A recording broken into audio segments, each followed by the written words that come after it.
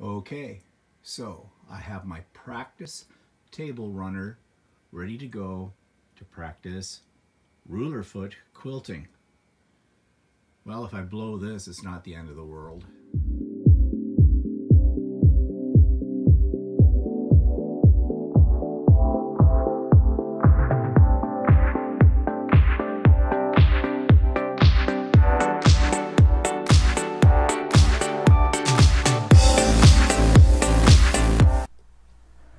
Good morning, everybody. It's Stephen here for Bland Designs, and this is my weekly vlog for Monday, September the 17th, 2018.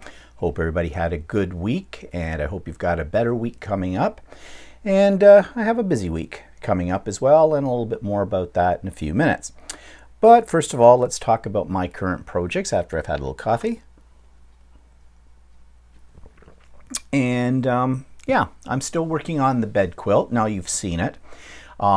It's all layered, and now I'm going to quilt it. And I've taken a little bit of a break away from the quilt to do some practicing on what they call ruler foot quilting. So what I did was I created a small table runner, and I practiced a couple of styles of ruler foot quilting on it. I did rip out a lot of stitches. I got a little over ambitious. I started to use curves and things, and I'm not up to curves yet. So I thought, okay, I'm getting frustrated with this. Let's just go back to square one step at a time. So I got out the first Angela Walters ruler. I have all of Angela Walters rulers.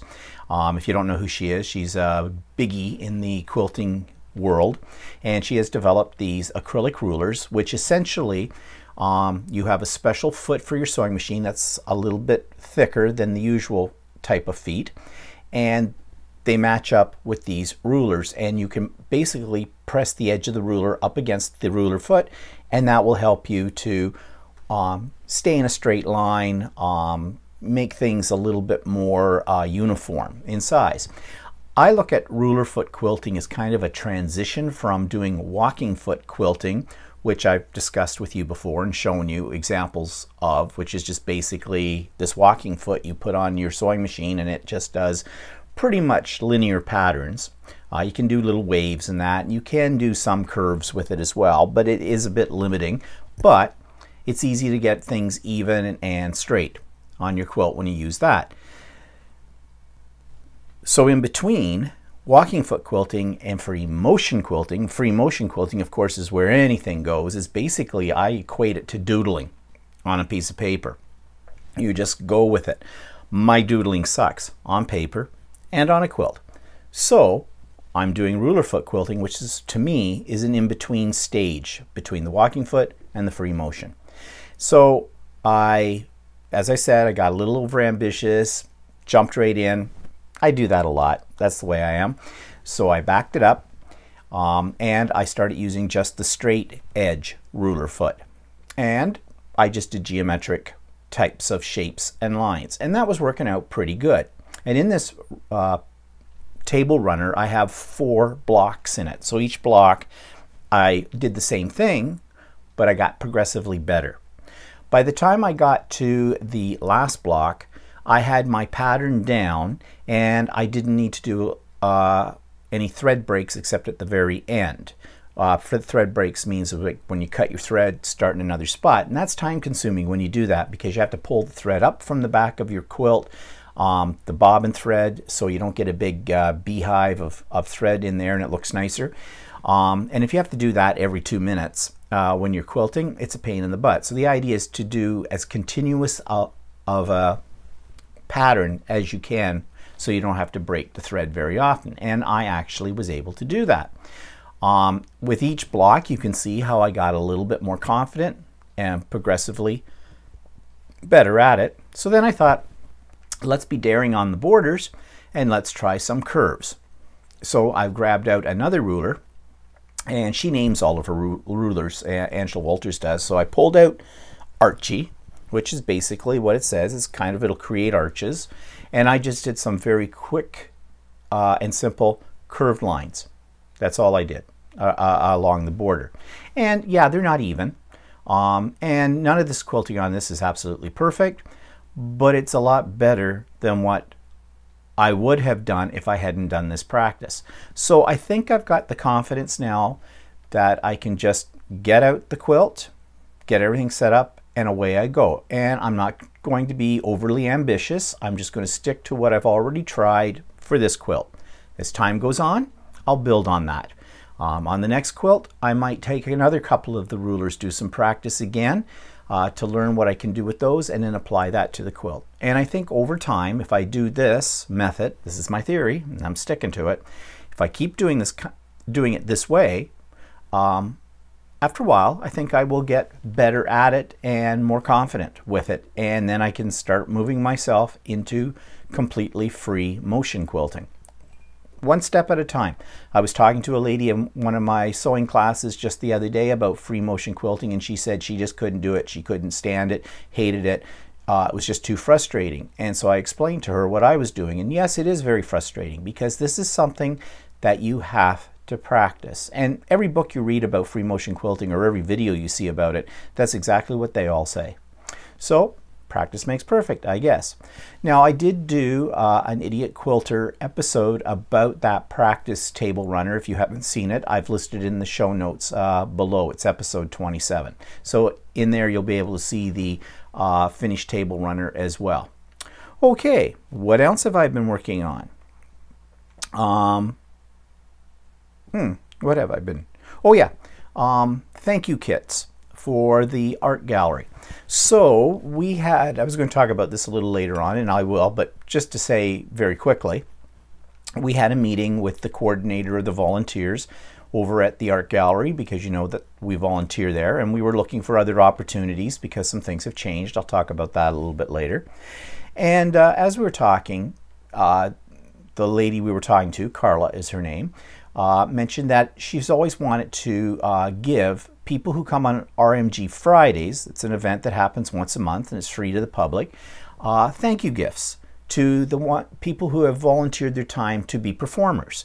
So oftentimes we have local bands or solo artists or people like that who come and showcase their music as entertainment on RMG Fridays. And they do this for free.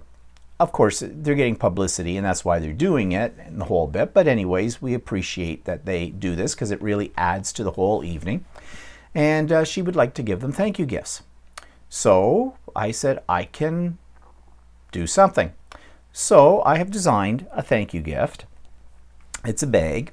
Now, you have to remember, the art gallery has absolutely no money. They depend upon grants, and they have a very small permanent staff that have to be paid. They have to pay for the maintenance, upkeep, and the acquisition of new art pieces. So really, they don't have any money. So I am donating these bags to the art gallery. I'm making the things that go in it. It's my materials. I'm donating it. So I'm keeping costs low. I'm also want to be able to do these fairly quickly and efficiently, and I never know how many I'm going to have to make from month to month, so I have to plan a little ahead of that and make sure I have, you know, ones ready to go or pieces of ones ready to go, so at a moment's notice they turn around and they say, we've got 5 performers tonight, I've got 5 bags, no problem. So essentially what they are is, I went to the Dollar Tree, I bought packages of white bags that are basically brown paper bags except white, you know, with the little hot handles on them, nothing fancy. I made a label for both sides of the bag that say RMG on them, and with the logo of the art gallery. And inside I've included a set of 4 of my original artwork cards, ones that I make. On the back of each of the cards, I fixed a label that says original artwork by Stephen Bland, created for RMG. So, you know, I'm doing a little self-promotion here, even though I'm not selling these or anything, but yeah, a little self-promotion doesn't hurt.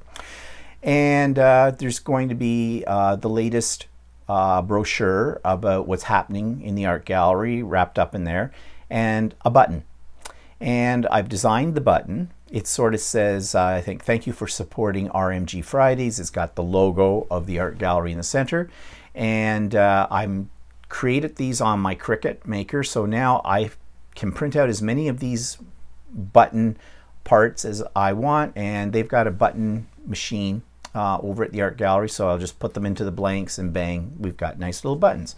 I mean, it's not a lot, but the whole idea is that it's a thank you from the art gallery. Oh yeah, and I've tied the handles of the bag up with a ribbon that has RMG, Robert McLaughlin Gallery, printed across the ribbon because I used my Brother P-Touch Embellish, which will print on ribbon. And they're kind of cute. I've got a prototype ready to go. I just have to get into the art gallery sometime this week and show it to Carla to get her approval and make some of the buttons up, and away I'll go. And as I said, I can do these quickly. They're not really costing me a lot of money. So yeah, it's just, in a sense, I look at it as my donation to the art gallery. So it's keeping me off the streets making this kind of stuff. So that's about all I've been working on this week. So let's go down to YouTube channel of the week. And this is one, I'm surprised I never mentioned this one before. I may have in passing, but I've never done an actual segment about it. And it's called IndigoBlu. IndigoBlu is a United Kingdom company. They make really beautiful and unusual rubber stamps, but they also have a lot of other products. Now, the problem with IndigoBlu is that they are in the UK, and many of their products are not available here in North America.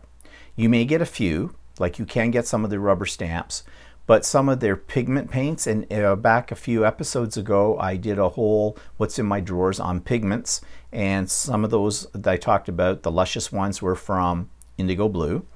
But they put out a video every so often on their YouTube channel, fairly extensive video showing you how to use their product. But what they do is, yes, they're using their products, but it's a transferable inspiration to products you probably already have in your house, so you don't necessarily have to use IndigoBlu. So this is why I think that their YouTube channel is a great spot to go for ideas, for card making, mixed media, scrapbooking, things like that. So here's the little excerpt about IndigoBlu. This week's YouTube channel is IndigoBlu. This is a rubber stamp craft supply company located in the UK. This is a place that has some very unique products, and they like to do videos once a month, some live videos, which they rebroadcast on YouTube each month, showing you how to use some of their latest products. I have ordered from them before, and even though they are in the UK, their prices are fairly reasonable and their shipping isn't bad either. Some Indigo products can be purchased from other sites in the US, but I find that many of their products are not available in North America, so you have to go to their site. So if you want to check out what their products are and how to use them, I recommend going to their YouTube site. Also, on their design team is one of our favorites, Mike Deacon.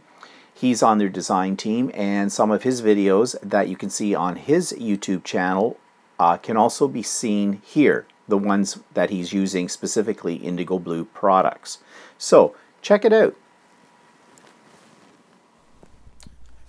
So below I have a link to IndigoBlu's YouTube channel, as I do have a link to Stephen and Walter Live that we did this past week. And the book of the week is down there as well, and the link to the Idiot Quilter episode 27 about what I call practice quilting on a table runner. So all those links are below. So what's pissing me off this week? Well, I really don't know what to do about this. It's kind of funny, but now it's getting just annoying. My name is Stephen Bland. You know that, okay? Not really an unusual name, I guess. The last name I thought was a little unusual. I don't run into a lot of people with my last name.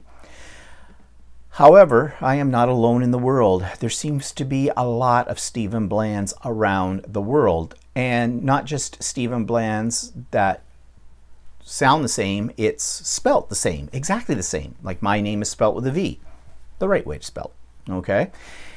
Well, I get email for these people. I get everything from advertisements to invoices, to contracts to be signed, to bills that need to be paid, all kinds of stuff that's important to somebody. But they've got the wrong person. I'm not that Stephen Bland. Now, this is what's really weird, okay? My email address, as you always see at the end of this video, is stephenbland@simpatico.ca. But I do have another email address, and it's a Gmail address. And I've had it for years. And I never go into my Gmail, because if something gets sent to my Gmail account, I have it set up so it will automatically forward it to my main email address. The reason I did that was because back when I was teaching school, students would submit their essays to me electronically, but I didn't want them to know my main email address, because you know that just opens up a whole can of worms with kids. I didn't need people writing me hate mail. I didn't need parents trying to contact me through this at all hours and this kind of thing. So I told the kids, all you can do is upload your essay to this. I told them a little white lie. I said, if you write any extra comments or nothing, my email is set up so it'll strip those comments out, and all it does, I said, is it sends to me your essay. End of that. And that worked fine. Although some of the kids would sometimes put in the wrong email address. I'd have to remind them of this. I've told them, you make sure you spell my name correctly, all in lowercase, all one word, and don't forget to put the N on the end of Stephen. Don't call me Steve Bland, it's Stephen. Because I told them, if you write it as Steve Bland, your essay will be delivered, but not to me. And in fact, I think their essays might have been going, because I had a few that did that, were going to somebody in California that I was getting email from at one point that I think was part of a cult, because there was some really weird stuff that came back to me that was not meant for me, but meant for this other Stephen Bland. Okay, but he was Steve Bland. At least that's what I thought.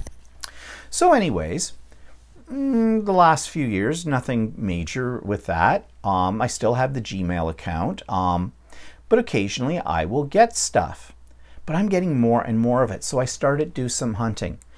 I'm getting email that's meant for a Stephen Bland who lives in Missouri. I'm getting email for a Stephen Bland that lives in the United Kingdom. I know he's a ballroom dancer because I get announcements for when they're meeting again for their ballroom dancing session. Okay. I know that the guy in Missouri, he is doing a major home renovation. He's tearing down his carport and putting up a new one, and he's already had locations for gas wire, gas, hydro, anything that's underground, the whole bit. In fact, he had several emails from the utility companies that were quite desperate to talk to him about the location of these, because they were really afraid there was going to be a major problem. I know that there's a Stephen Bland out in, I think he's in Alberta. He's doing contracting work, I guess, and he's getting estimates on supplies that he needs to do all this stuff in the tens of thousands of dollars.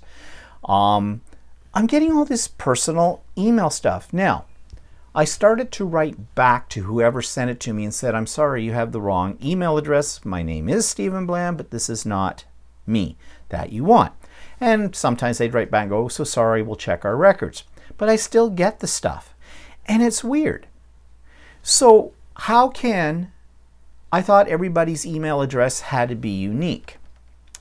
Walter's theory is that maybe there's a period between Stephen and Bland in the email address for these other people, or maybe they are Steve Bland, or there's something that somebody is just misspelling or typing out one character wrong or something like that, and that's why I'm getting it.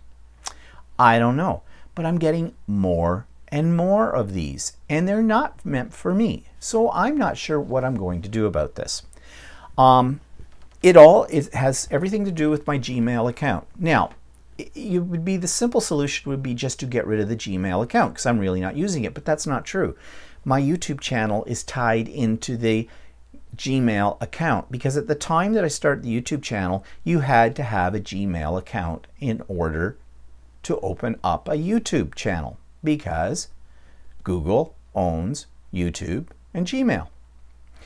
I'm not sure if that's still the same, so I may have to do some exploring to see if I can switch that over to my regular email address, but I don't want to jeopardize any of the content on my channel. So I'm not sure if that would happen. So I have to investigate that and find out. But it's just nuts. And you know, this documentation that I'm getting from people is important stuff. So, you know, I don't know what to do. I mean, I tried to call the guy in Missouri. I found his phone. I looked him up on the web, did a little investigation, and pretty much narrowed it down to exactly where he lived. I saw a picture of his house on Google Maps. Nothing's private these more. So his phone number was there. I contacted it. It wouldn't accept my call. It sounds like he's got something set up that if it comes up and it's from out of the country, it rejects it. Couldn't leave a message, nothing. So, now here's another thing that's really bizarre. So, and I think it still stems from this guy in Missouri. Lately, I've been getting notifications for things on a Facebook, but for a Kayla Bland. I don't know a Kayla Bland. I do not have a Kayla Bland in my friends list or anything. So, but it wasn't just that I was getting notifications. I could actually get in to this person's Facebook account. Now, there was nothing there though. It was a dead account. There was just this person's name, but the content was all blank. There's nothing in it. I let it go a couple of times, and then finally I thought, okay, I'm going into it. So I went into it. I looked at how you deactivate a Facebook account. So I went in to deactivate it, then it wanted the password. So I used my own password. Well, of course, that didn't work. But I'm still in there. So I said, forgot my password. And the funny thing was, this account was sort of tied into my email, which didn't make any sense. And this is not my Gmail. So I got a little worried about that. So I went in and said, you know, I need to reset the password. I reset the password and then I deactivated the account.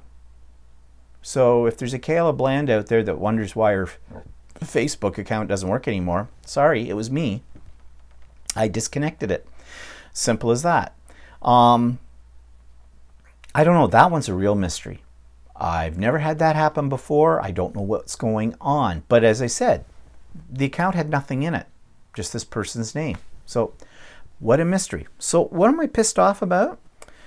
I'm pissed off that major companies like Google are not being very careful about the security of their email accounts. Like, I don't think anybody could get into my Gmail account because they'd still have to have my password. So they can't get into it. But it makes me a little skeptical about this kind of thing. Also, it says to me there's a glitch somewhere in their software, in their algorithms, how they set that up. You can't get a hold of anybody to ask about it. I've tried. There's no way I can contact anybody at Google and say this is happening. And I've looked in the frequently asked questions section. I've done a search for this problem and I don't find any answers to it whatsoever. So I guess, like that Facebook account that I just deactivated, I'll have to explore whether or not I can deactivate the Gmail account without screwing up my YouTube channel. So that's what I'm pissed off at this week. Not really pissed off as much as a warning about watch your email accounts carefully, because who knows what's happening out there in cyberland. Okay, moving on. Any new things I bought this week? Yes. I bought more thread. I bought more embroidery thread. Now remember I told you that I bought, well actually Quilter bought it for me, a box of 120 Floriani embroidery threads. And Floriani is a major name in embroidery threads, and they make beautiful threads. And it was like $600 for this box. They're not cheap. So Quilter's taken it upon himself to create a spreadsheet with all the colors that we own, and you know, their numbers and the whole bit. And I got the idea that I could fill in the gaps by buying, you know, every so often I'll buy a couple of spools of thread when I'm in the store and build up the collection like that.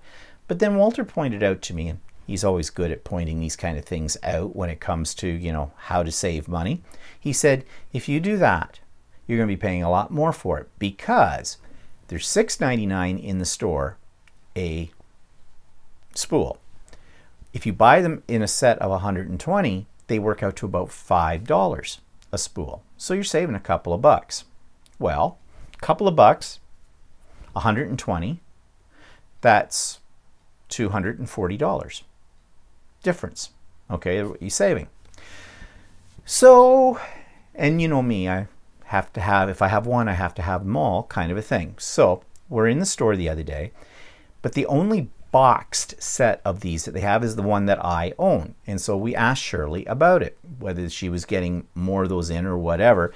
And she said that right now that Floriani was doing some stuff with their colors, and so she wasn't really going to get any more in until they get that settled out. But, and this is just how great Shirley is, and we talked yesterday about customer service on Stephen and Quilter Live. She said, if you're going to buy that many, she says, off the rack, I'll give them to you for the same price as the box. So in other words, I could pick out 120 spools of embroidery thread, Floriani, and pay what I would pay if I bought it in the box set. So I thought that was really great of her. So away we went. We happened to have our charts with us. Yeah, I know, we're kind of anal that way.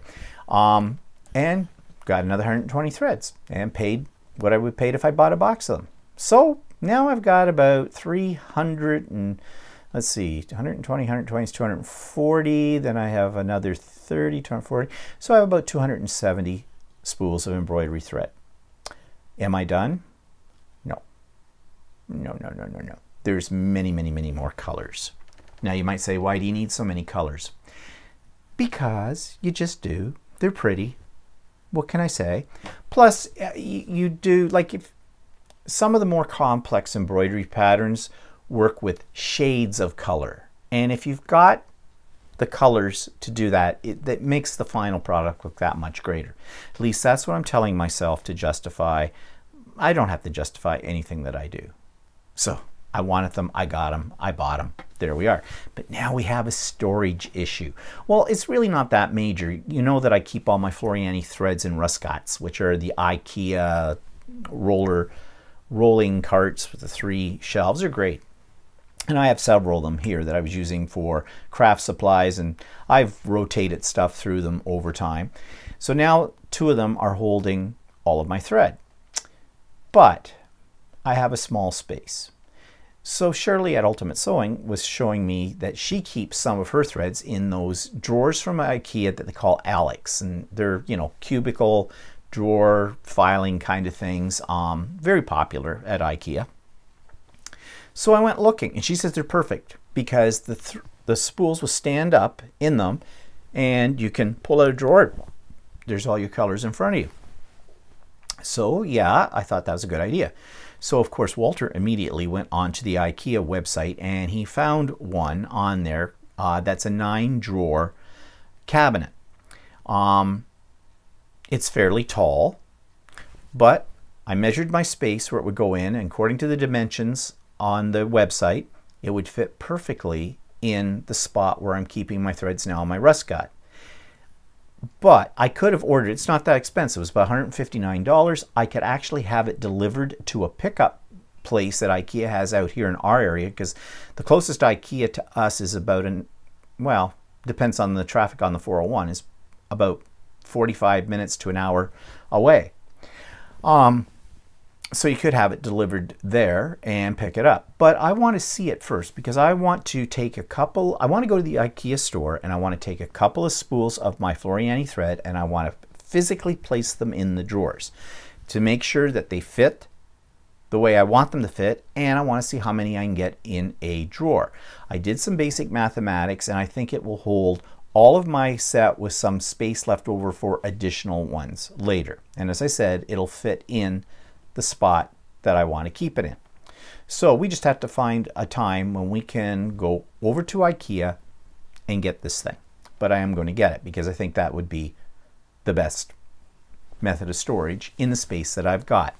And Kim from Chatterbox Quilts, if you're watching this, you know exactly what I'm talking about when it comes to my space, since you've actually physically seen it. So that's another thing. This is ongoing, this buying stuff for my sewing room.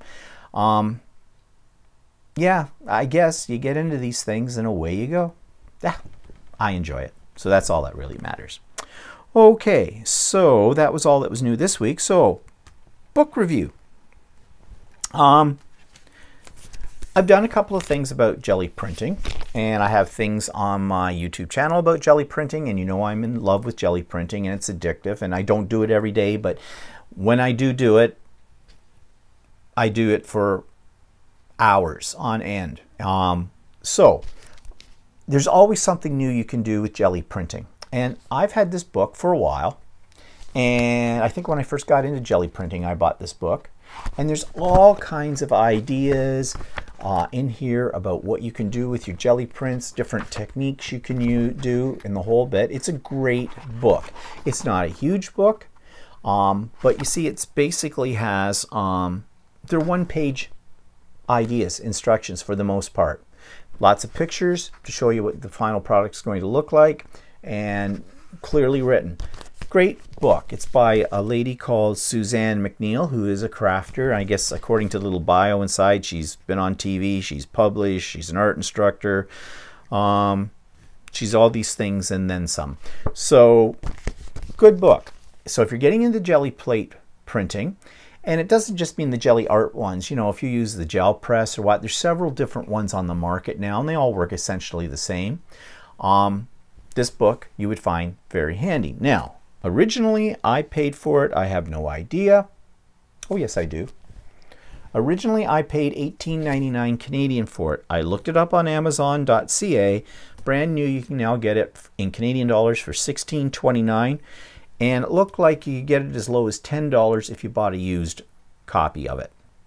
So really the price has not fluctuated that much. And this book was published in, if I can find it, which would be one reason why the price has not gone down, 2014. So it's only a couple of years, well, 4 years old. So yeah, it's not that old a book, so that's probably why the price has not really gone down that much. But I highly recommend it. Okay, and Jelly Printing is what it's called, by Suzanne McNeill. And I've got a link to it, the Amazon link, the Canadian Amazon, in the notes below. Now, just as an aside, and I don't know, I think I brought this up on a Stephen and Walter Live once, but when I've been putting these prices down on these books, and I go to Amazon because they're that's the easiest place to find books that I'm talking about. I am going to Amazon.ca, not Amazon.com. Okay? There's a reason for that. All right? And that's a political reason. And I think you can already guess that is simply that Trump is screwing our people around in this country. And anything I can do, no matter how small or how symbolic, I'm screwing him back. And one of those things is I will not order stuff from Amazon.com. I will order it from Amazon.ca. Now, of course, Amazon.ca is owned by Amazon.com, and that's an American business. Yeah, I know that. But in my imagination of a perfect world, it's still Canadian. It's got a Canadian connection. That's why I'm doing it. Okay, yeah, I know. Don't go there. Okay. Inspiration for this week. Don't have any. Sorry. Nothing. Nada. Couldn't come up with any ideas. I I guess it's because I've been spending so much time cleaning up my mother's apartment, I don't have any ideas. Oh, I did have one idea, but it's more directed to me than to anybody else. When I've been cleaning up my mother's apartment, I found a big box of doilies that had been made by probably my grandmother, because my grandmother was a beautiful crocheter, knitter, sewer, whatever she put her hands on. Stuff was beautiful. My grandmother won awards for her sewing ability and her knitting and crocheting ability and the whole that bit. In fact, as an aside, I found 2 cups, trophy cups, that she had won as first place prizes for some of her needlework and things like that. I brought those home.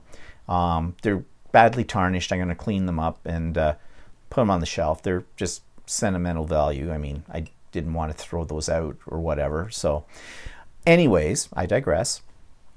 So my idea was, I found all of these doilies. Plus I found like, little table runners, little placemats kind of things that were all hand embroidered by my grandmother. Now, to be honest, they look old. They're in great shape. But they were hand done. They're not my style. But I was thinking, I wonder if I could incorporate some of these into a quilt. That's what I thought. I don't know how to do that. I'd have to figure it out, but I'm sure there's a way. I could do them like an applique or something like that. And I'm thinking that I could make a little lap quilt with these things in it. They mean more to my mother than they do to me. So I would give my mother the lap quilt with these included in it for her once she gets settled in a nursing home somewhere. I thought that would be, a nice little sentiment. The only thing I'm worried about is if they try to wash it in a nursing home, if things happen in nursing homes, you know what I mean, it might destroy it. So I don't know yet. I'll wait and see. But I'm just thinking that that might be something down the road that I could do. So I've picked out ones that I like for this idea. The other ones, I'm sorry, they're going to charity. I mean, doilies are so last century, and yeah, it's beautiful work, and there are a lot of them, There's probably well over 100 or more in there. And what are you gonna do with this stuff? And so anyways, that's I'll talk a little bit more about that when I get to talking about my mother update. But yep, so that's my inspiration for this week, taking something old and putting it into something new, I guess, whatever. Okay, what's in my drawers? Speaking of old things, some Tombow markers. So what's in my drawers this week? An old tool that I've had for a long time and have simply put away and forgotten all about.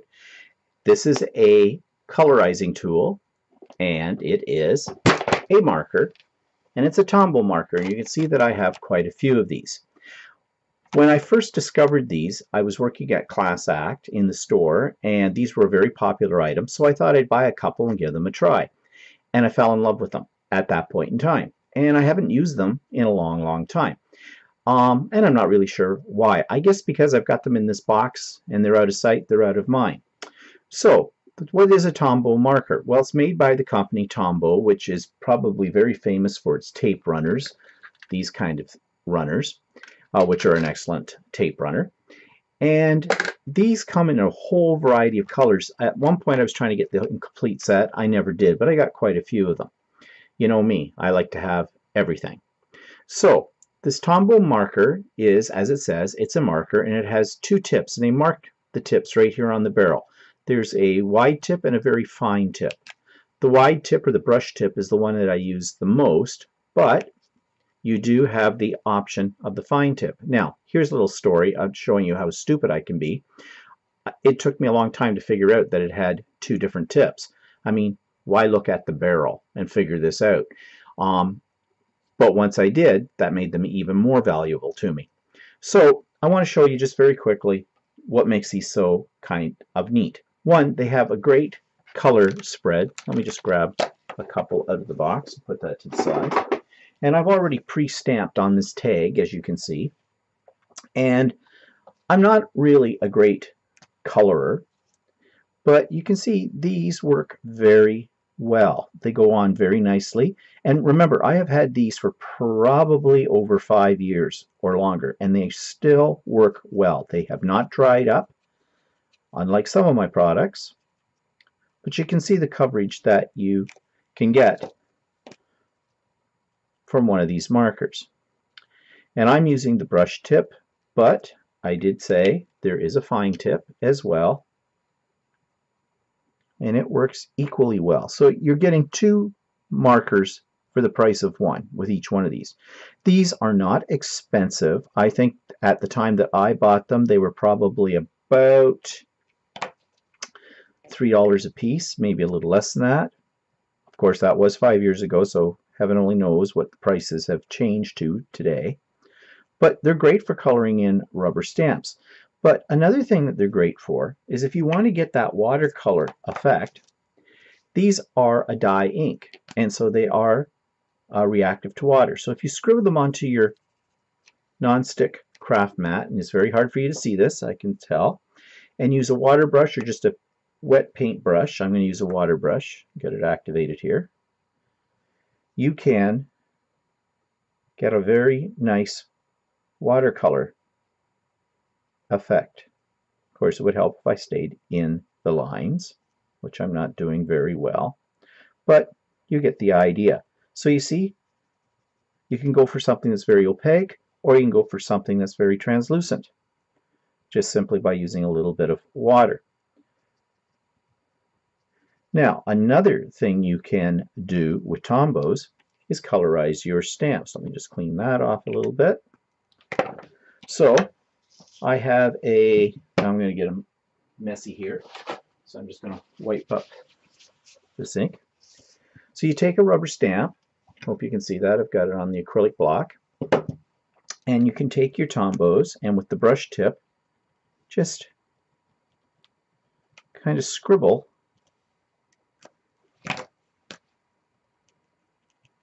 all over the stamp. This is a butterfly stamp. You know how I like butterflies. And I'm really not being very careful about this. I'm just using sort of the edge of the marker.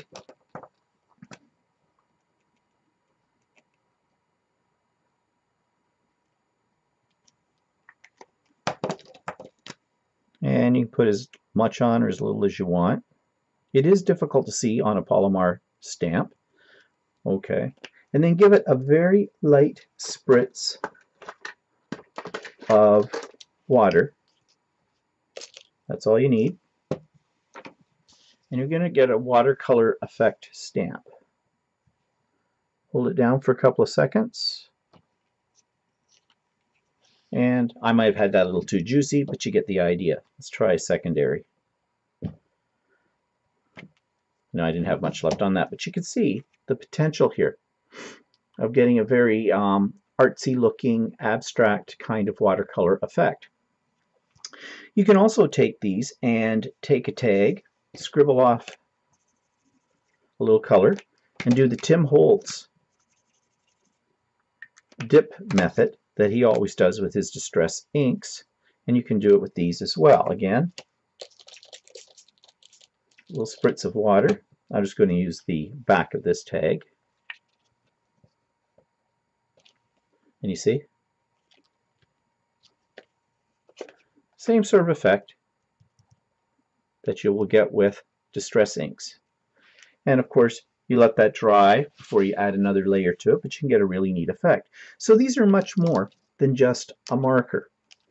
They have all these other properties that you can use very effectively. So if you're going to go out and you're going to invest in a good set of markers that you want to have to use with different things, they're very versatile, I strongly recommend the Tombow markers. Now here's the kicker. I'm not sure if they're still making these. So you might have to do a search to find them. But they're a great product if you can get your hands on them. Okay, so that brings us to the events in the past week. Well, you know that we've been cleaning up my mother's apartment, and last week, this time, I had no idea when that would be done, what we were going to do with her furniture, her good china, all the other bits and pieces. We were packing up stuff that was of no good to anybody, and well, no, it was decent stuff, but no use for her. So that stuff was earmarked all for Value Village, which is a charity group that takes in things like that. And then, lo and behold, out of the blue, help arrived.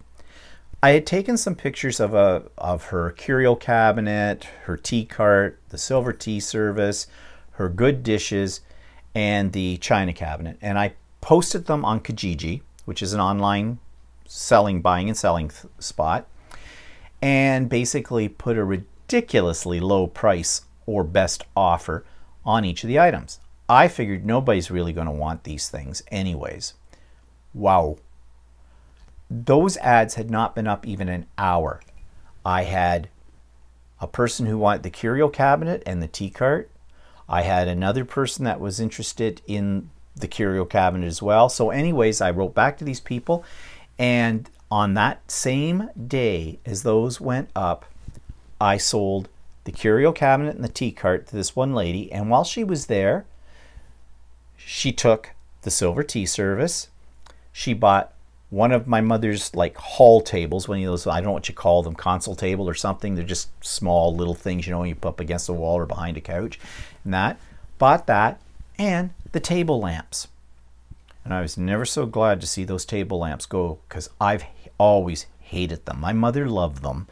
They were tortoise shell, is what they called it. It looked like mother of pearl in them. In fact, to the point now, like it's still got the label on them telling you it was genuine tortoise shell. Of course, they can't make those anymore, I am sure, because that's probably an endangered species. But my mother got them in the late 70s or early 80s. I don't know, something like that. This lady asked how much for those, and I said, you can have the pair of them for 20 bucks. So she got a lot of bargains that day. This lady got a really nice wood and glass curio cabinet, a tea cart, like a wooden tea cart in excellent shape, a silver tea service. That included the coffee pot, the teapot, 2 silver trays, and a cream and sugar in it. Slightly tarnished because it needs to be cleaned. This table, a nice table. It had a glass top inset into it that was beveled glass. So, you know, this was quality piece of furniture. Actually, if I'd had room in my house, I would have taken it home myself, but I didn't. And 2 table lamps that are in excellent condition, the whole bit. She got all of that for 120 bucks. Bargain of the century. She went home happy. And I was happy. The money was just, I wasn't selling it to make money, okay? But I was happy that someone was going to appreciate it, that it just wasn't going off to one of those charity stores and you don't know what's going to happen to it, okay? So I was happy about that. Then I got a call from a lady who was interested in my mother's good china. Now, I had looked up the value or what people were selling her pattern for. And her pattern's called silver birch. When I was a kid, I was fascinated by it. But as an adult, I look at it now and I go, you know, like, really? No. Plus, people don't want, this generation doesn't want good china. You know, I have my own good china that I bought years ago. Never use it. We have what we call the middleware, which belonged to Walter's sister. She had really nice china. And actually, when we have company over, like for more of a formal dinner party, I usually go to that china because I really like the pattern on it and I use it. I don't really use my own good china for anything. So, you know, I don't need my mother's china. She's never going to use it again. In fact, she hasn't used it in decades, okay? Mainly because, you know, you have to wash it by hand, she says, because it's trimmed in silver or something like that. You couldn't put it in the dishwasher, blah, blah, blah, blah. I don't know. I put my good china in the dishwasher. It's trimmed with silver. It works. Whatever. So I had that up. It's 12 place settings plus serving dishes, accessories, the whole bit. Not chipped, not cracked, nothing, in perfect shape, for $100. This lady called me and she says, "Do you still have that?" And I said, "I do." And she says, "And you only want $100 for it?" And I said, "Yep, that's it." I explained the situation. Wanted it out of my mother's apartment. So Tuesday of this week, tomorrow, she's supposed to be, or her husband's supposed to be coming over to get it. I've got to confirm that with her yet, but that's fine. In the meanwhile, my mother had a second set of good china, which belonged to her mother.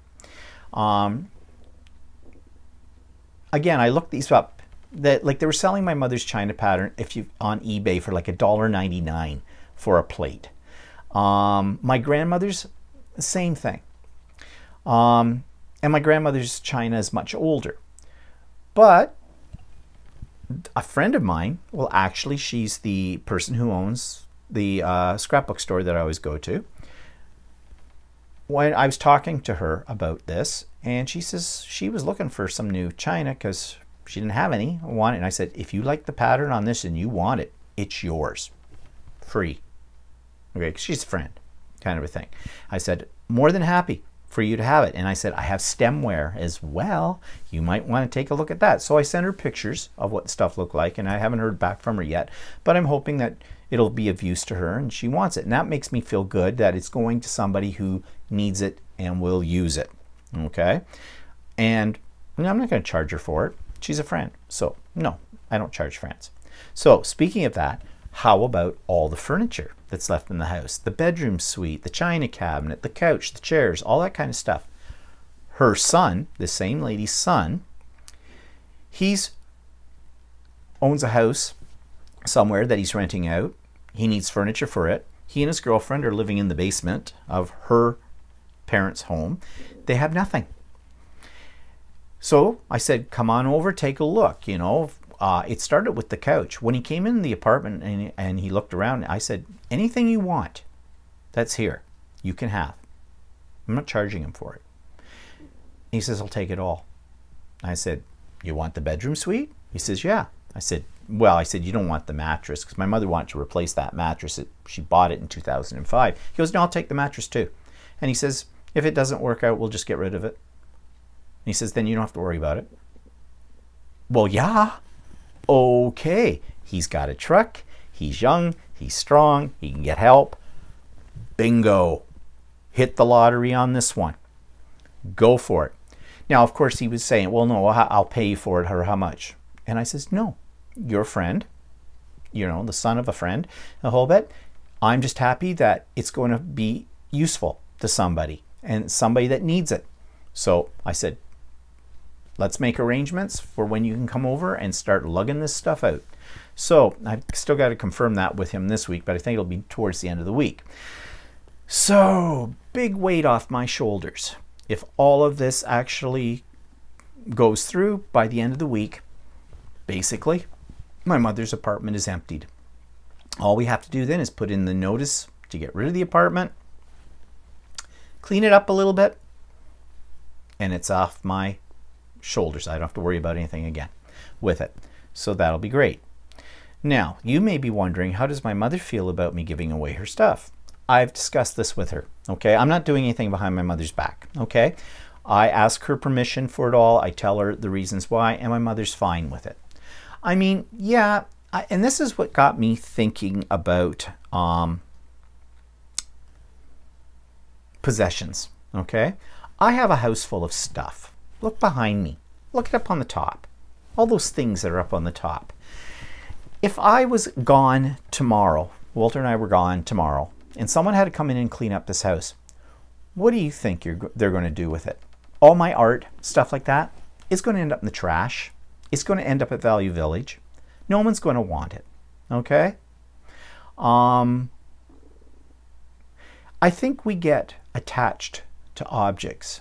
And I'm sure you've heard this before, because this is like, there are many like religions in the world where they say you have to cast off your worldly goods and everything like that, and this kind of stuff. And you know, I don't believe in organized religion, but there's a philosophy there.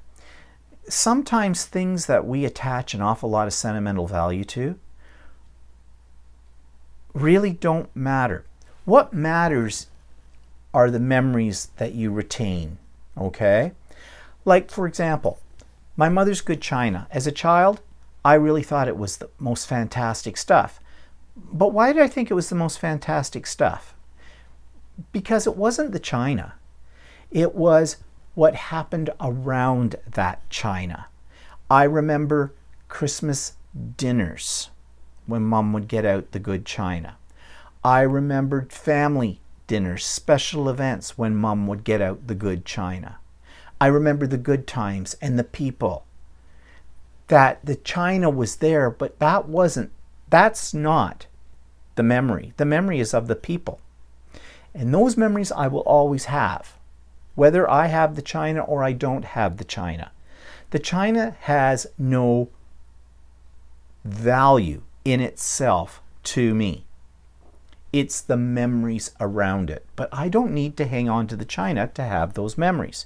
Yeah, sure, someday my memory may fail and I'll lose these memories. I don't know, you know, Alzheimer's, things like that. But I have those memories now and I keep those and they're never going away. I'm not giving those away to anybody. They're always mine. So as I sort of thought about this, and I spoke to my mother about this, and I said, you know, Mom, I know that there are certain things, like your grandmother did this, and this kind of stuff. She won awards for this. My grandmother's been gone for quite a while now. I always have my memories of my grandmother. I have a few things of my grandmother's that I hang on to, but I don't need 100 doilies that she made. I don't need her good china to remember her. I don't need any of that kind of stuff. Those are just material objects. So, and like I said, I could bring all that stuff to my house and hang on to it, but eventually someday my house is going to be cleaned out, and where's that stuff going to go? So it's the same. That's what my mother did. She brought it all from her mother's place, and now look what's happening to it. So I guess my philosophy now is don't get too hung up on the material items, because material items don't last forever, but your memories can. And just hang on to those, I guess. I don't know if that makes a lot of sense or not. It sure makes cleaning up things a little easier. Like I said to my mother, I know she was a little, when I told her how much I sold, you know, the curio cabinet and the extra things that went with it, and I could hear it in her voice, like kind of, you only charged $120. And I said to Mom, you know, Mom, you will never get financially from these things what you paid for them, what they were worth, because that's not how it works. They're used items. People want to get them as cheap as they possibly can. That's why they're looking for them on Kijiji and things like that. I said I was just happy to clear them out because I can't store them anywhere. You won't be able to have them where you're going.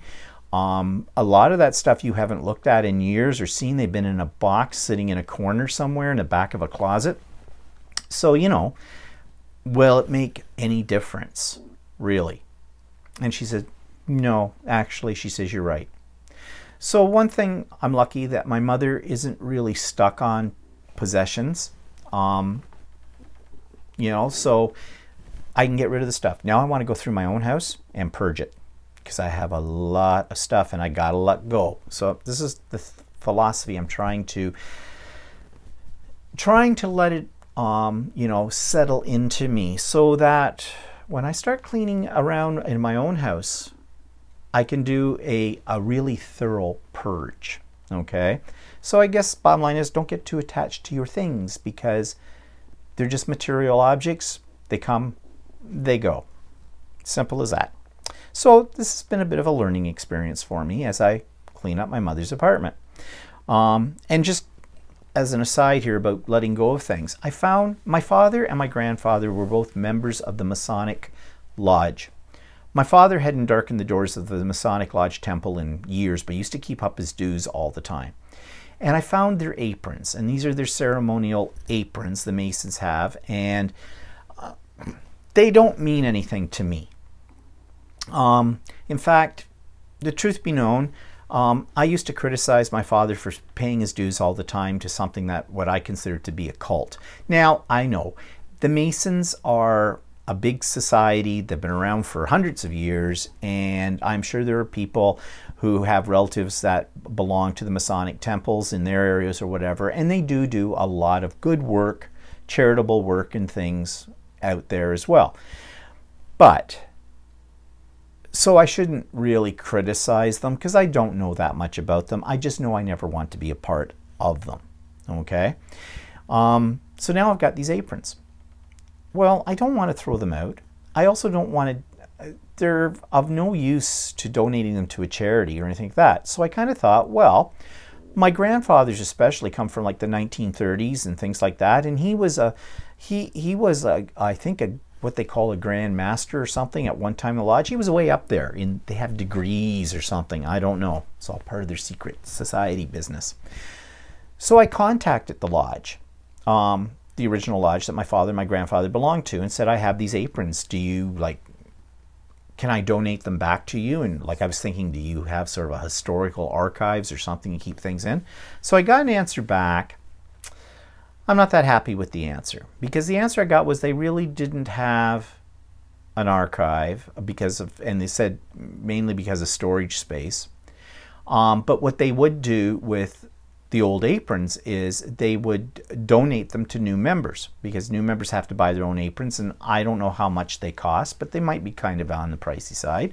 So, you know, the aprons could go to a new member.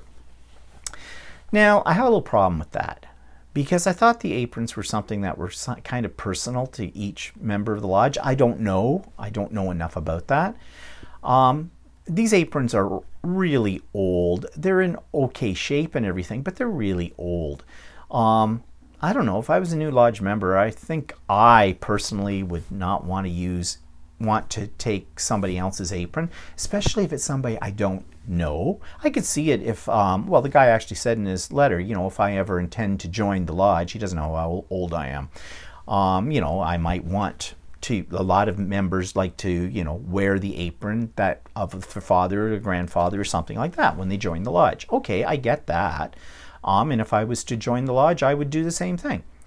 But I'm never going to join the lodge. So the guy told me where I could drop them off in this town where my father was, where I was born. It's about an hour east of us or so. I don't go there very often, but I do occasionally. So I said, okay, well, thank you for the information. And the next time I'm in Campbellford, I will go over to, it's a dealership, a car dealership, but this guy's a member of the lodge, so he said I can drop them off with him there. And I said, I'll drop them off. Now here I go against what I just said about sentimentality. I don't know if I want to drop them off so that a stranger could have my father or my grandfather's apron. Masonic Temple means nothing to me, but it meant something to my dad and to my grandfather. And I have these. Now they're not something I'm going to be wearing around the house, ever. They're going to sit in a cupboard forever, and then down the road someone's going to find them, go, what the hell are these, and throw them out. So what? I guess it's better to donate them and hope that somebody gets use out of them, no matter who they are, rather than have them sit in a dusty corner and go moldy and get thrown out in the garbage eventually. I guess. Okay. So, yeah, apply this new philosophy I have about material possessions to those as well. Okay, so I had an embroidery class, totally different topic now, and this is running long, so let's get to it. Had my first embroidery class this week, and that was fun, and I learned a few things, which I always do. Yeah, and I'm looking forward to the next one. I've got these for about 12 weeks because I'm taking 2 sessions, like Boot Camp 1, Boot Camp 2. And so they run every Saturday right up until early December. So anyways, I've got that. Walter's going to start his first sewing class on Tuesday, tomorrow. It's in Serger. That should be fun. I say that with a wicked laugh. Not because I don't think he'll be able to cope with it. It's just that Walter's one of those kind of students that sometimes knows more than the teacher. But the teacher is Shirley, and she does know everything. So I could see two worlds colliding a little bit. Not major, but I don't know. It's just my sadistic sense of humor. Okay. And as I mentioned before, I met with the woman at the RMG and about volunteer opportunities, because essentially the education team that I was a volunteer for is no more, which I'm a little PO'd at, because they have not had the guts to tell us to our faces we're no longer needed. And this is the doing, in my mind, of all of one new person they hired a year ago in there, and she closed us out. I am PO'd about it, and I make no bones about it when I'm over at the art gallery, to the point where if I ask a question about it or anything, they will not answer my question. They will change the topic immediately. They will divert away from it. Chicken shit is what I say. If you don't want us any more, then tell us. What an insult. Some of those people on the education team have been doing it for over 20 years. And this is what they get? And we had a volunteer luncheon, appreciation luncheon yesterday over there. Food was crap. It really was. I mean, I know their budget sucks, what they've got. But really, I ate some sandwiches that I have no idea what was in them. Even when I looked at them, and then when I bit into them, I still don't know what I ate. I really don't. It has absolutely no taste to it whatsoever. No criticism of the people who organized that, because I know that their hands are tied. They had to do what they could do on a shoestring budget. But really? Okay. And then they turn around and they praise the volunteers, how important volunteers are. And at that point, I want to stand up and go, so if we're that important, then why are you saying that one of the key areas in this art gallery, the education section, why is it that nobody will tell us why we're not wanted anymore? Why doesn't anybody have the guts to confront us and say, okay, we're going in a different direction now. Thank you for your time. This is what we're going to do, and this kind of thing. Nobody has. They've just ignored us, period. That's why I went over to see this other person at the art gallery, and we have found some other opportunities, and we're taking advantage of those because we still want to be involved with the art gallery, but just in a new direction, I guess. And then, of course, we went over to see Shirley on the same day over at Ultimate Sewing, because, you know, we're talking about the computer stuff. And long story short, as I discussed this on Stephen and Walter yesterday, essentially, if it's not broke, don't fix it. What she is doing is working very well. She's a very good business woman, and she kind of does know a little bit more about computers than she was letting on. But we are going to help her out. She wants a bigger presence on Facebook, and so I'm going to just do some quickie little videos here and there for her and put them up. And I did a trial one the other day, and she hadn't anything posted since last July of 2017. So I think people were hungry for something on that, because when I posted this short little 20-second video about the new batiks she got in there, we've had within 2 days, there was well over 350 views of that alone. So she says, you know, anytime I'm in the store, if I feel like making a little video of something, just do it. It's all very casual, and so I will. So, you know, she's a great person. I love her store. If I can help out in some way that makes things better for her, that's great. That's volunteering, okay? I'm not looking for any return from this. Just that, you know, I think it's a good thing, and if I think something is good, I will endorse it. I will never endorse something that I think is not good. So rest assured, anytime I tell you something on my channel, the books I tell you about, what's in my drawers, things like that, I'm being honest, and I believe in those things. Okay, so what's coming up? More apartment cleanup. Got to go see my mom today, do some more stuff with the apartment, and move on with our life. So I hope you will move on with your life this week. I hope it's pleasant for you. Thanks for watching, and see you at Stephen and Walter live this coming Sunday, usual time, 4 p.m. Eastern Standard Time, and next week's vlog. And I don't know if I'll get another video up this week or not. Maybe, maybe not. Who knows? You never know. See you later. Bye-bye.